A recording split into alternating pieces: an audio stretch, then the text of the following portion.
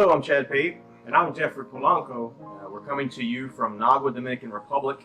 We wanted to take a moment and just summarize some of the activities the Lord's allowed us to be a part of while we've been serving here on the North Shore in the Dominican Republic. We appreciate you folks praying for us and financially supporting us throughout this time. We couldn't have been able to come here and do what we're doing without your support, and so we want to share with you what your investment has meant here in the Dominican Republic. As most of you know, we moved to Nagua in January of this year.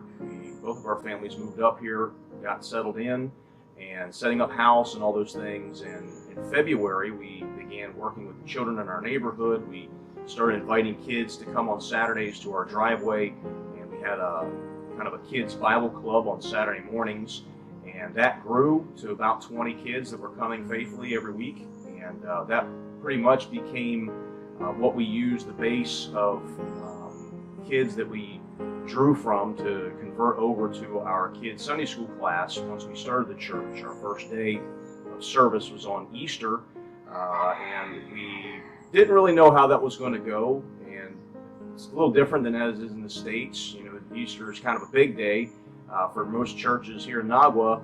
What we didn't know is everyone takes off and goes on vacation, and so we were expecting to have a full house, but the Lord knew, and we had, I think, 7 or 8 that came that first Sunday morning, which was fine. It was just the start of things, but that is how we got started, and we just kind of picked up and ran with it from there, and we didn't really know what the Lord was going to have in store for us going forward. But that was the beginning of things, and God just blessed from there.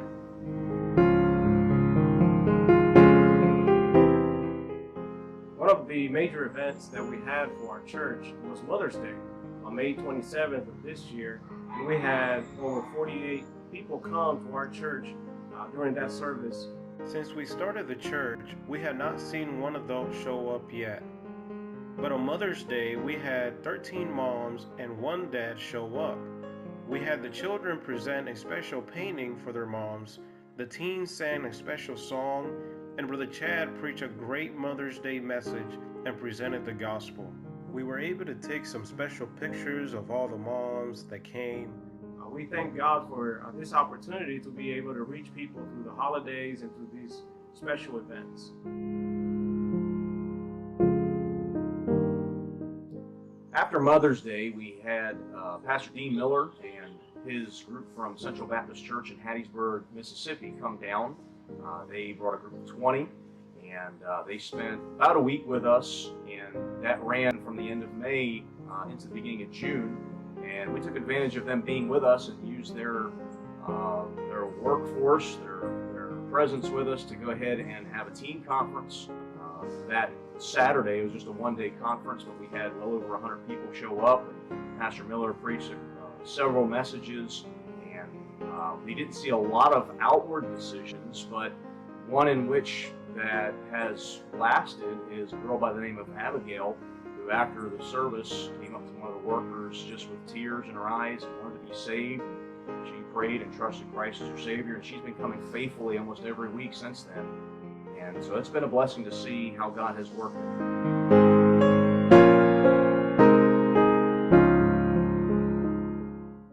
At the end of June, we had Pastor Johns and a group from their church, from Gospel Truth Baptist Church, come during a missions trip and help us. With the help of their group, we were able to use basketball as a tool to get the gospel to the teams. We had a basketball tournament with well over 50 people show up, and during this event, we were able to present a clear presentation of the gospel, and many souls got saved.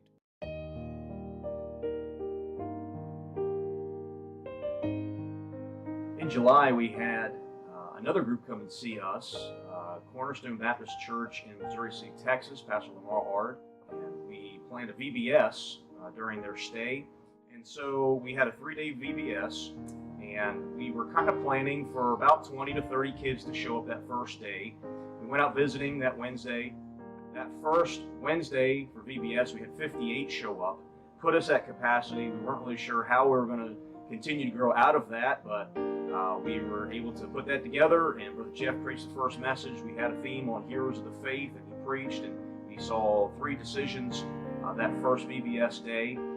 And so we moved on from there. The Thursday afternoon, we had 84 show up. We saw 4 decisions for Christ that day.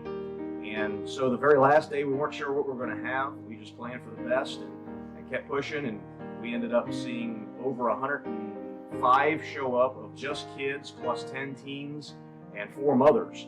And all of those fitting in our driveway.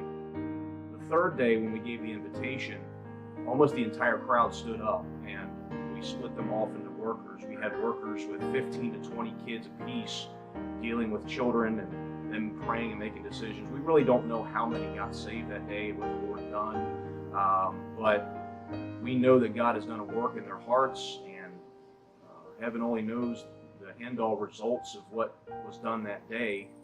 But we're so thankful for having that opportunity. We're thankful for Cornerstone Baptist coming and helping us with that, and the manpower. We certainly couldn't have done it without them. And God is just blessing and building His church, and we're so grateful to be a part of that.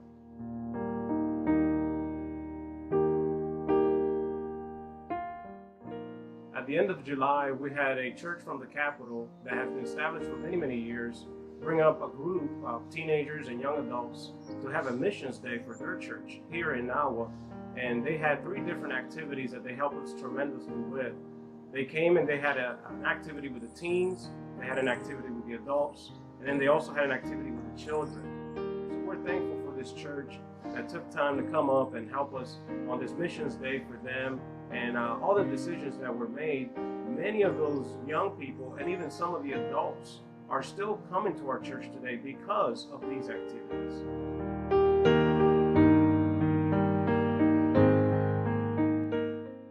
One of the difficulties here in Nagua that we've noticed since we've arrived here is just the level of immorality that's just rampant throughout this town. Nagua has a reputation in the Dominican Republic for its immorality.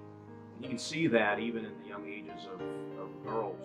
So my wife and Miss Pam decided that they wanted to have Princess Day and have a theme for these girls and teach to them and preach to them a little bit, and just have an activity to get them together and talk to them and share with them some things from the Bible, and try to impart to them a level of purity, and try to see if they'll make some decisions to keep themselves pure. So we had a Princess Day in the middle of August, and from what we heard from the ladies, the decisions that were made were heartfelt, and God really moved and worked in their hearts. And so pray for them, if you would, that the decisions that they have made in that day, that they will keep and that they will follow through with.